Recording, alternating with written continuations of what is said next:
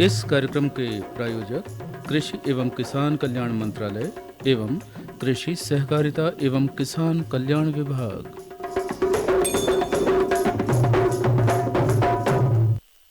किसान भाइयों को रजनीश भैया और शैलन भैया की राम राम और सभी किसान भाई बहनों को तुलसी विवाह देव उठनी एकादशी की हार्दिक बधाइयाँ।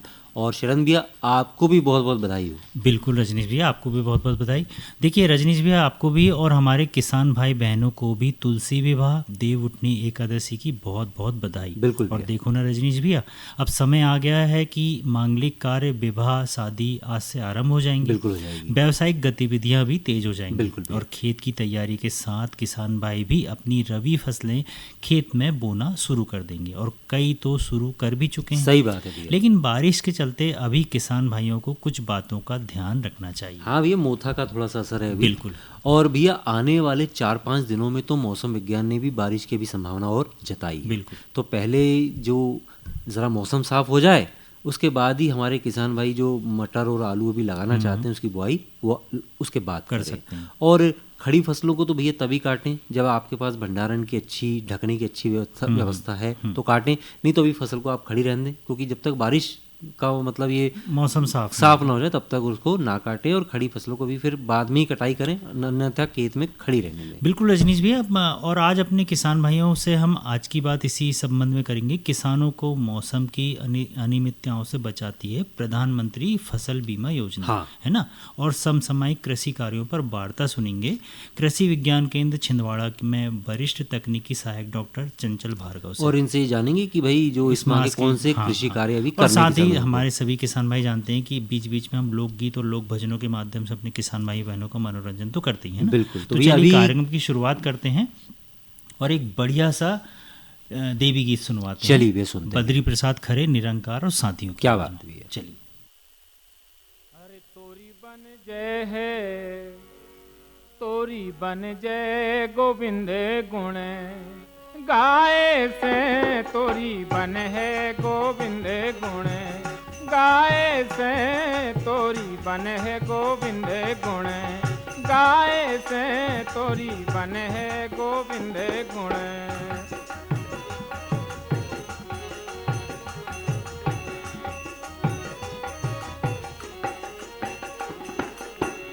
ध्रुव की बन गई, प्रहलाद की बन गई, ध्रुव की बन गई, प्रहलाद की बन गई, अरे द्रौपदी की बन गई,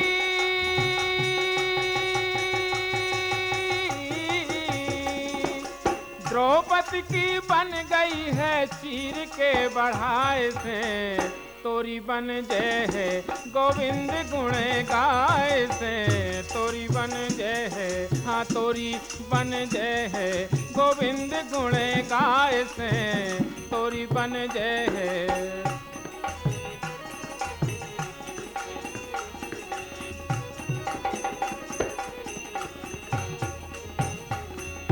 बाली की बन गई, सुग्रीव की बन गई, बाली की बन गई, हाँ बाली की बन गई, हाँ बाली की बन गई, सुग्रीव की बन गई, अरे हनुमत की बन गई,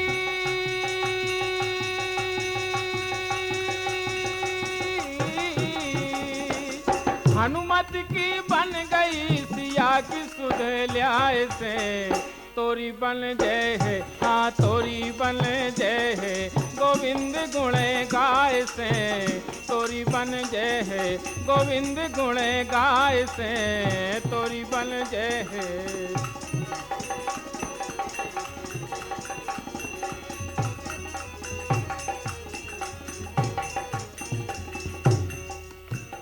गज की बन गई और गीधे की बन गई, गज की बन गई और गीधे की बन गई, गज की बन गई और गीध की बन गई, गज की बन गई, हाँ गज की बन गई, हाँ गज की बन गई और गीध की बन गई, अरे केवट की बन गई,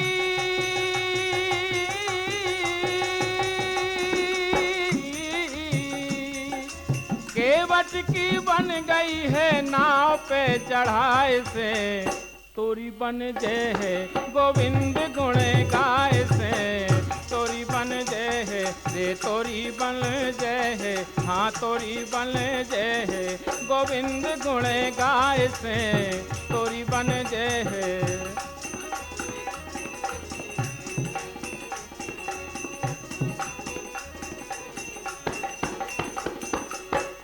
दामा की बन गई रे, दामा की बन गई, सुदामा की बन गई, दामा की बन गई, सुदामा की बन गई, अरे अर्जुन की बन गई,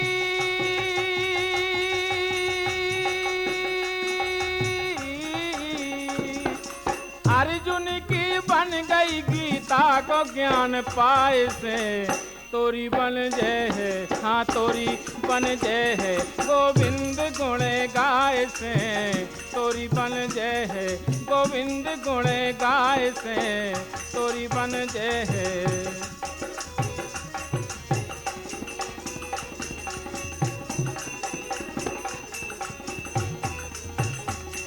नंद की बन गई, यशोदा की बन गई, नंद की बन गई, नंद की बन गई, यशोदा की बन गई, नंद की बन गई, यशोदा की बन गई, नंद की बन गई, यशोदा की बन गई, हर गोपिन की बन गई,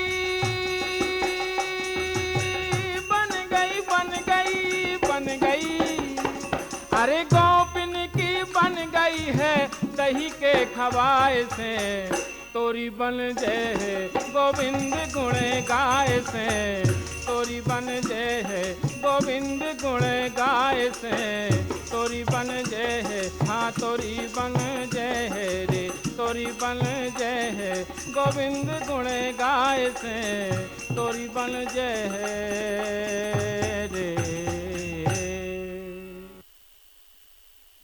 चलिए किसान भाइयों, इस गीत के बाद अब सुनते हैं आज की बात। हम करते हैं आज की बात में हम आज करेंगे किसानों को मौसम की अनियमितता से बचाती प्रधानमंत्री फसल बीमा योजना। बड़ी उपयोगी योजना है बिल्कुल, है ना।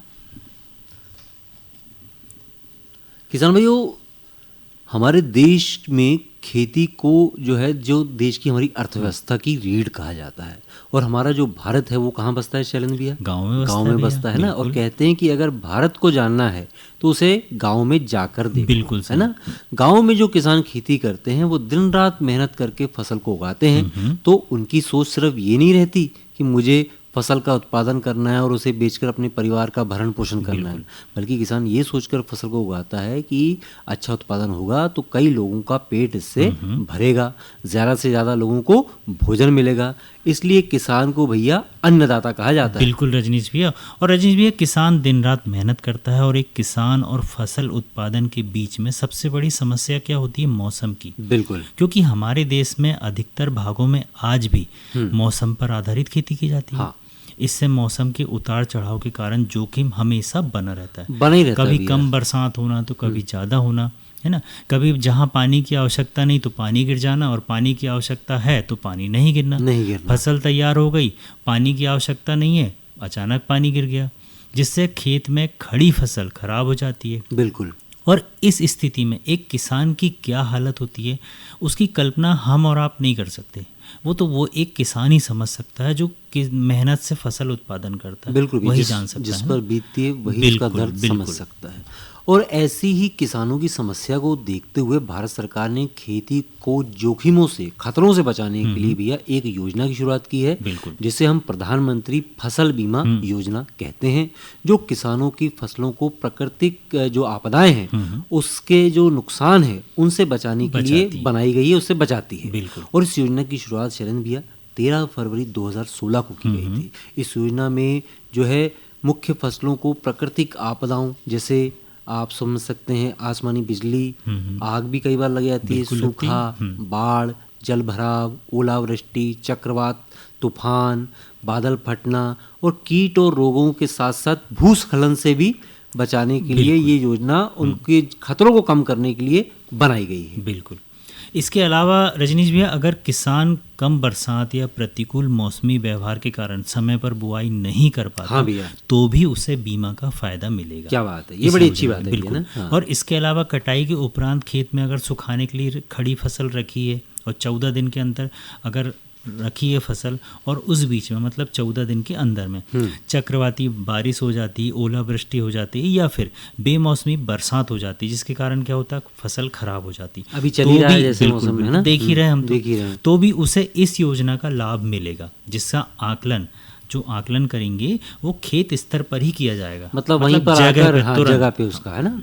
और शैलेंद्र भी इसके अतिरिक्त खरीफ मौसम में जो है चुने हुए खंडों में आलू, टमाटर, अदरक, मटर, गोभी, बंद गोभी, ब्रोकली, शिमला मिर्च की फसलों को भी इसमें पुनर्गठित जो है मौसम में आधारित फसल बीमा योजना में शामिल किया गया है, जब इसको पुनर्गठित किया गया इस योजना को।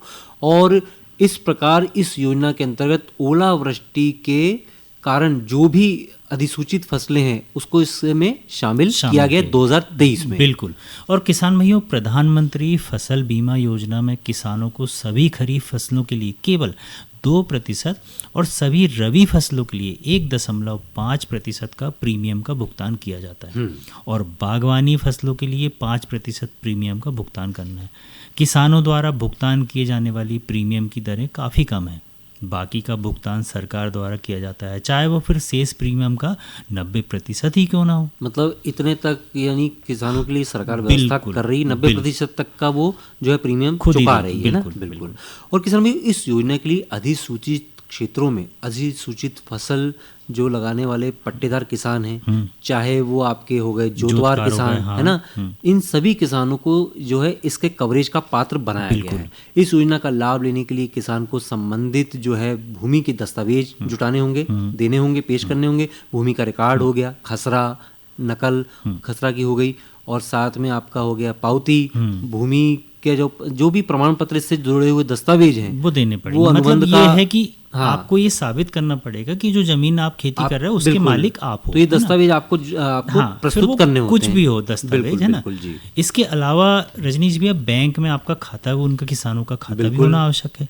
और इस योजना के लिए आप ऑनलाइन या ऑफलाइन दोनों तरह से आवेदन कर सकते हैं। जब आप एक बार इस योजना के पात्र बन जाते हैं, तो अगर इसके बाद आपकी फसल प्रभावित होती है, तो ऐसी स्थिति में प्रधानमंत्री फसल बीमा योजना का लाभ लेने के लिए 72 घंटों के भीतर आपको बीमा कंपनी के पास दावा प्रस्तुत करना होगा। बिल्कुल भैया। और इसके अलावा भी संबंधित व्यक्ति या फिर कंपनी और फसल जो हानि हुई उसकी रिपोर्ट की आवश्यक पोर्टल पर क्या करना होता है, आपको जानकारी देनी होती है ना। साथ ही दावे के साथ आपको आवश्यक दस्तावेज जिसकी बात की थी, फोटो वगैरह जो फसल की खराब हुई, बिल्कुल क्षतिग्रस्त फसल की फोटो आजकल तो सबके पास मोबाइल होते ही है ना। और ग्राम स्तरीय समिति पर आप कृषि विभाग की रिपोर्ट इसमें आपको प्रस्तुत करनी होती है। बिल्कुल।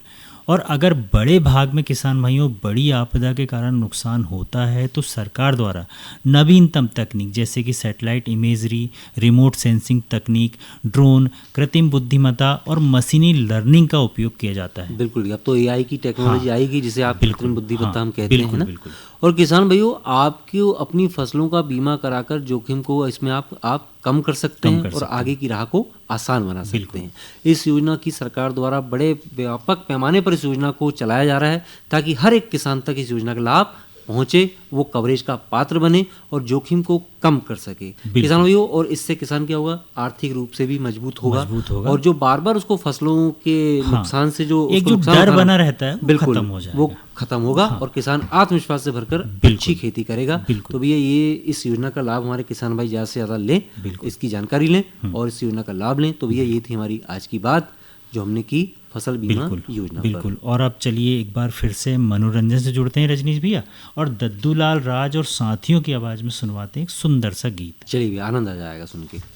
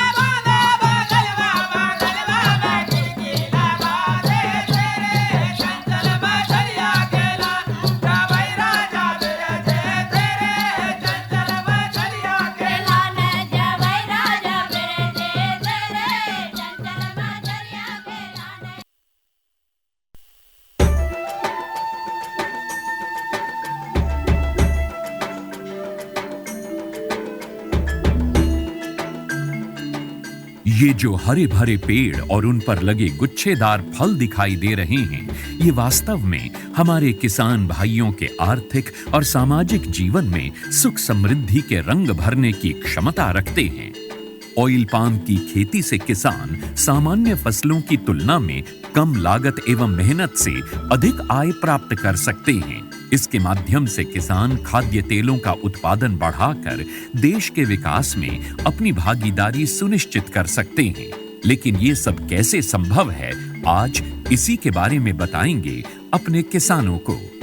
ऑयल पाम एक बहुमुखी तेल है जिसके कई अलग अलग गुण और कार्य हैं जो इसे बेहद उपयोगी और व्यापक रूप से इस्तेमाल किया जाने वाला बनाते हैं।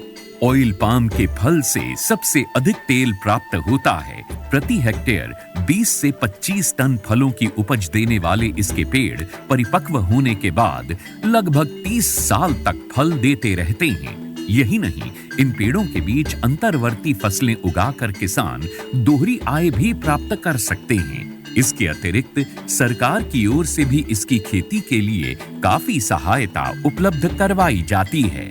भारत सरकार की ओर से 2021-22 में खाद्य तेलों पर राष्ट्रीय खाद्य तेल मिशन, तेल palm national mission on edible oils, oil palm NMEO-OP की शुरुआत की गई।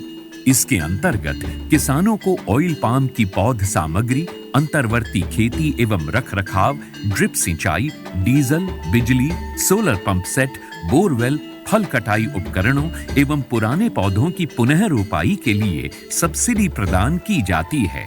इस मिशन के अंतर्गत किसानों को 1 से 5 लाख तक की राशि प्रति हेक्टेयर की वित्तीय सहायता उपलब्ध कराई जाती है।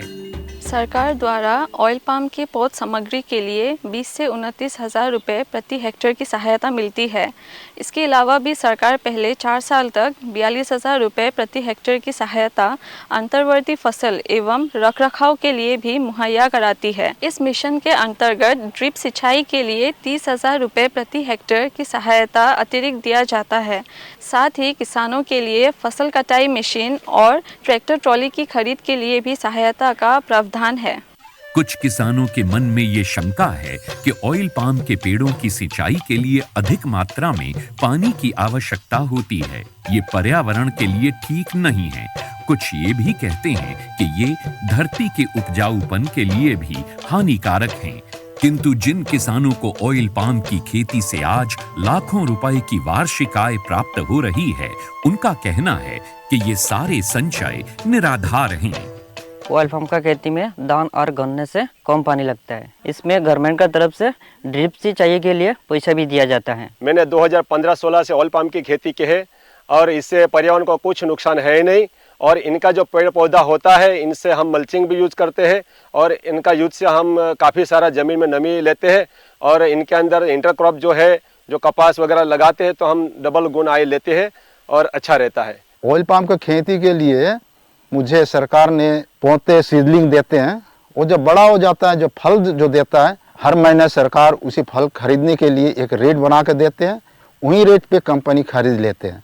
मैं काट के इकट्ठा कर देता हूँ, कंपनी उठा के लिए जाते हैं। ऑयल पाम के लिए सरकार उत्पादों की तत्काल खरीद करती है। साथ ही सरकार एक वायबिलिटी मूल्य भी घोषित करती है ताकि यदि भाव अचानक गिर जाए तो उस अंतर का भुगतान सरकार किसानों को करती है।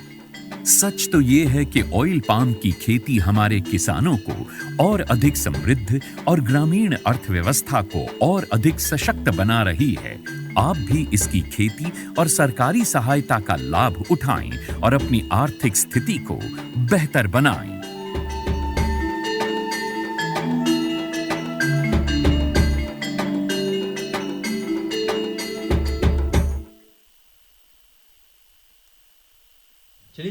आज के मेहमान क्रम से जुड़ते हैं और इस माह के कृषि कार्यों पर हम वार्ता सुनते हैं कृषि विज्ञान केंद्र चंदनगांव छिंदवाड़ा से वरिष्ठ तकनीकी सहायक डॉक्टर चंचल भार्गव से।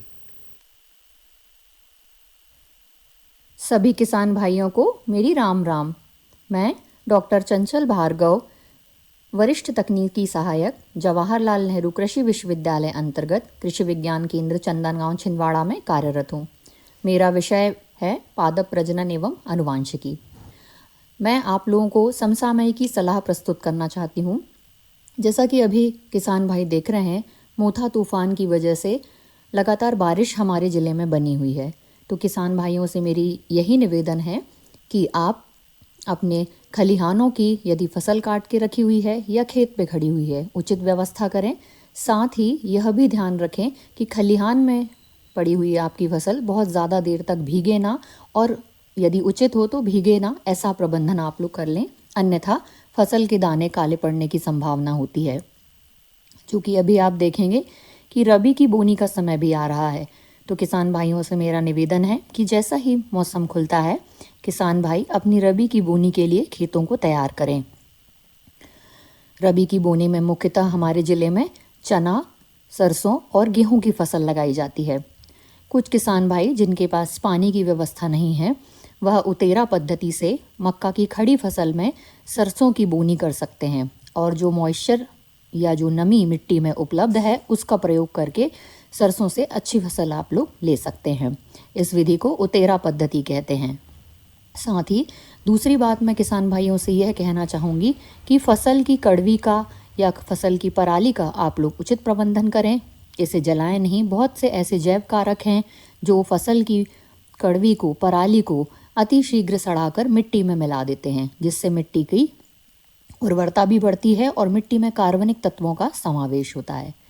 तीसरी बात मैं किसान भाइयों से कहना चाहूँगी कि रबी की खेत की तैयारी के लिए आप लोग जुताई या रोटावेटर चला करके समय पर अपने खेत को बोनी के लिए तैयार करें। चूँकि अभी हम देखते हैं कि बारिश हमारे ज़िले में बनी हुई है, तो जैसे ही बतर आती है, जैसे ही उचित समय आपको मिलता है, मिट्टी में नमी हमारे कृषि यंत्रों को चलाने के लायक हो जाती हैं, तब किसान भाइयों उचित समय पे आप खेत की तैयारी कर लें।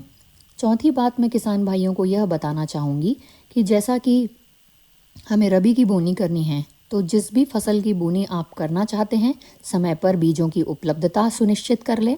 किसान कल्याण तथा कृषि विभाग के माध्यम से या अन्य जो माध्यम आपके उचित हों, उनसे आप बीजों की व्यवस्था कर लें।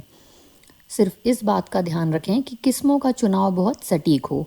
जैसे कि आपके पास पानी की व्यवस्था है रबी में सिंचाई के लिए, उसी हिसाब से किसान भाई अपने खेतों में फसलों के किस्मों की बीजों की व्यवस्था करें।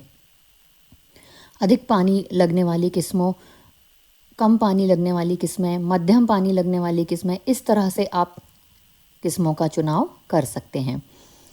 आगे की बात मैं किसान भाइयों को यह बताना चाहूँगी कि नींदा नियंत्रण हेतु किसी भी फसल में बोनी के 30 से 35 दिन बहुत ज़्यादा आवश्यक होते हैं।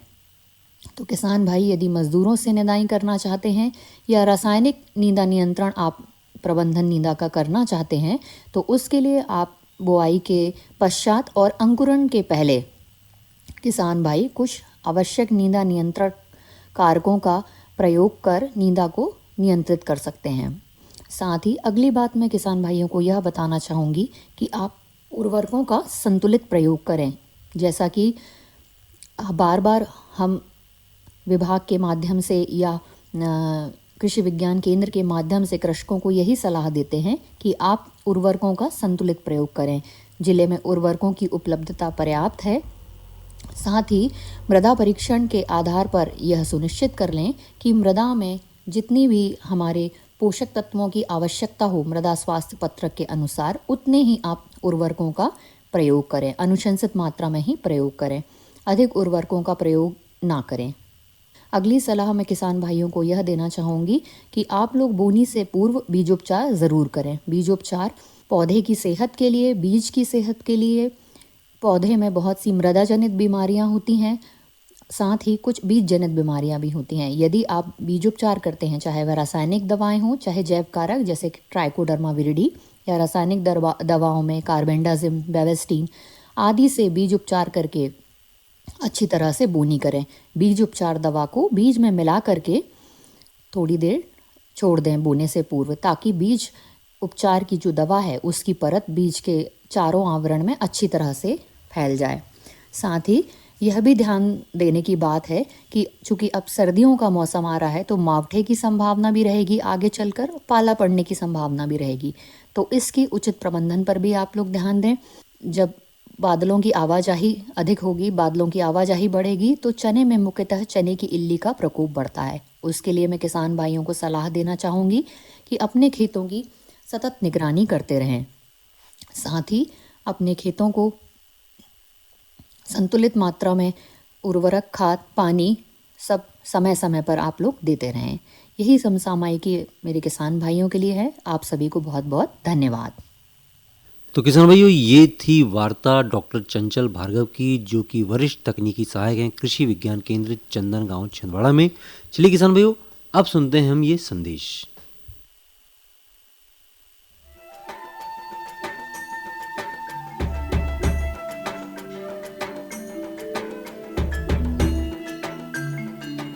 मैंने 2015-16 से ऑयल पाम की खेती की है और इससे पर्यावरण को कुछ नुकसान है ही नहीं। और इनका जो पेड़ पौधा होता है, इनसे हम मल्चिंग भी यूज़ करते हैं और इनका यूज से हम काफ़ी सारा ज़मीन में नमी लेते हैं। और इनके अंदर इंटरक्रॉप जो है, जो कपास वगैरह लगाते हैं तो हम डबल गुण आय लेते हैं और अच्छा रहता है। ऑयल पाम का खेती में दान और गन्ने से कम पानी लगता है। इसमें गवर्नमेंट का तरफ से ड्रिप सिंचाई के लिए पैसा भी दिया जाता है। ऑयल पाम की खेती के लिए मुझे सरकार ने पौधे सीडलिंग देते हैं। वो जब बड़ा हो जाता है, जो फल जो देता है, हर महीने सरकार उसी फल खरीदने के लिए एक रेट बना के देते हैं। वही रेट पे कंपनी खरीद लेते हैं। मैं काट के इकट्ठा कर देता हूँ, कंपनी उठा के लिए जाते हैं।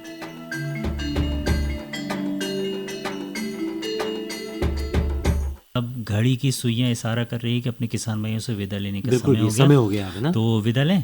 तो मैं शैलेंद्र भैया और मैं रजनीश भैया कहते हैं राम राम, जय जवान जय किसान।